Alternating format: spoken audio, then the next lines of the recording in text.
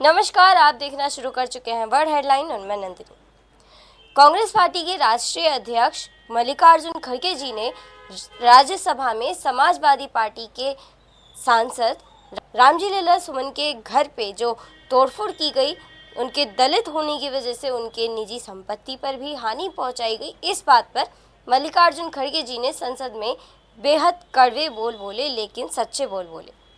उन्होंने कहा, मैं इस पक्ष में बिल्कुल नहीं हूँ, ना ही मैं इस बात का समर्थन करता हूँ कि किसी की भी निजी संपत्ति को इस तरह से हानि पहुँचाई जाए या फिर किसी के भी घर में इस तरह की तोड़फोड़ की जाए उसके दलित होने के ऊपर।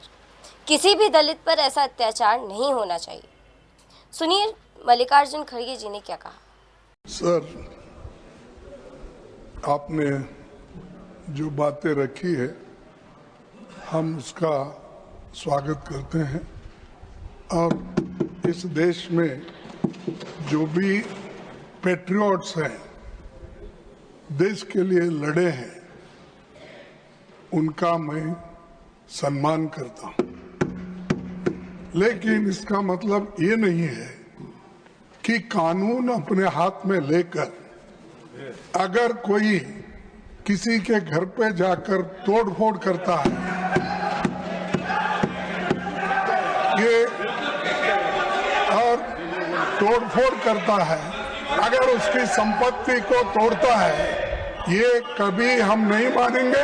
इसको मैं कंडम करता हूं। इस चीज को आपके बात से सहमत है, लेकिन इन्होंने वो मुद्दा उठाकर एक के जान मारने की कोशिश करते हैं, उसके घर पे जाते हैं और उसकी गाड़ी तोड़ते हैं, घर तोड़ते हैं। ये अपमानजनक जो दलितों के खिलाफ हो रहा, ये कभी नहीं सहन करेंगे। जहां हर तरफ आज जुम्मे की अलविदा नमाज को लेकर हाहाकार मचा हुआ है, सभी इस पर विवाद उठा रहे हैं, तरह तरह के सवाल हो रहे हैं और तरह तरह की वीडियोस भी सामने आ रहे हैं। इस बात पर समाजवादी पार्टी की सांसद इकरा हसन का भी ये कहना है कि ये जो सवाल उठाए जा रहे हैं जुम्मे की नमाज को लेकर, जुम्मे की अलविदा नमाज को लेकर, ये सवाल गलत है और ऐसा विवाद खड़ा नहीं होना चाहिए। नमाज कहाँ पढ़नी और कहाँ नहीं पढ़नी? जी हाँ, 10 मिनट की नमाज में इतनी बड़ी आपत्ति पूरे देश को हो रही है, सरकारों को हो रही है, तो बहुत आश्चर्य की बात नहीं है, क्योंकि लगातार 2014 के बाद से जिस कगार पे ये सरकार इस देश को लेकर आई है, सिर्फ इन्होंने नफरत बोए हैं। इनको जब यूएई में या कहीं और जाना होता है तो ये सबसे गले मिलते हैं, सबको गले लगाते हैं, लेकिन जब अपने देश में अपने सौगाते मोदी की बात चल रही है, सौगात सबसे बड़ी मुसलमानों के लिए ये है कि उनके हकों को, उनके हुकूकों को उन्हें दिया जाए। लगातार छीनने का काम जो हो रहा है, चाहे कहीं सर्वे करा के हो, वक्फ का बिल ला के हो, आज नमाज रोक रहे हैं, कल पता नहीं क्या करना चाहते हैं, लेकिन हम इस देश की मिट्टी में हमारे बड़ों का, हमारे बुजुर्गों का खून शामिल है। हम कहीं नहीं जाएंगे, यहीं रहेंगे। सरकारें आती हैं, जाती हैं, आज इनकी तानाशाही है, लेकिन हमेशा नहीं चलेगी। वक्त को लेकर बात हो रही है कि लाया जाएगा। All India Muslim personal law board ने कहा है कि जितने भी लोग हैं इसका विरोध करते हैं वो काली पट्टी बांध कर चलें और अपना विरोध जताएं, पब्लिक में जाएं, लोगों के बीच में जाएं। इसको कैसे देखें? लगातार इसका विरोध प्रदर्शन हो ही रहा है और सब लोग विरोध कर रहे हैं, लेकिन सरकार अपनी तानाशाही पे आमादा है। लेकिन हमें देखिए अब क्या किस तरीके से लेकर आते हैं। हम लोग पूरी तरीके से अपोज तो करेंगे, लेकिन इसी तरीके से सारे हक छीन कर आपको एक पैकेट पकड़ाया जा रहा है सौगात देने के रूप में, तो ये इनकी जो दोहरी पॉलिसी है उसको दर्शाता है और इन लोग, ऐसे लोगों का राज लंबे टाइम तक नहीं चलता है। जयंत चौधरी भी मैम कहते हैं पॉलिसी है। देखिए, जो भी आदमी जो हिंदुस्तान की भावना को, संविधान की भावना को अपने दिल में लेकर चलता है, वो समझता है कि ये गलत है। और मुझे खुशी है कि कुछ लोग जो सरकार के साथ जुड़े हुए हैं वो इतनी समझ रख रहे हैं कि वो आगे आकर इन सब चीजों के खिलाफ बोल रहे हैं, और उम्मीद यही है कि सरकारें समझेंगी और इस तरीके के जो फरमान है तानाशाही के, उनको वापस लेंगी।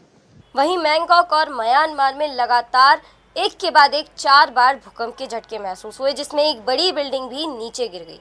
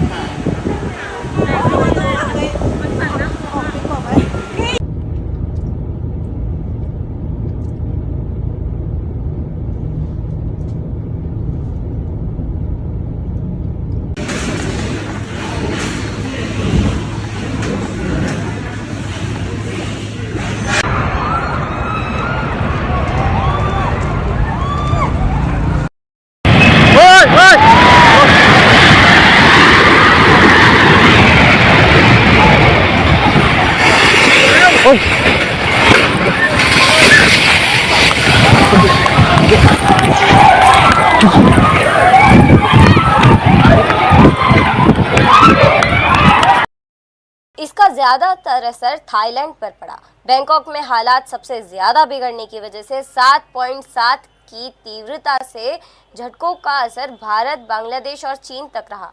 80 से ज्यादा लोग मलबे के नीचे फंसे हुए हैं और गंभीर रूप से घायल भी हैं।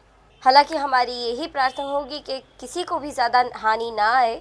अब तक जिन भी लोगों की जान गई है उनकी जान तो हम वापस नहीं ला सकते, लेकिन हम प्रार्थना ज़रूर कर सकते हैं कि जो लोग गंभीर रूप से घायल हैं वो शीघ्र अतिशीघ्र स्वस्थ हो जाएं और उनकी जान को हानि ना हो।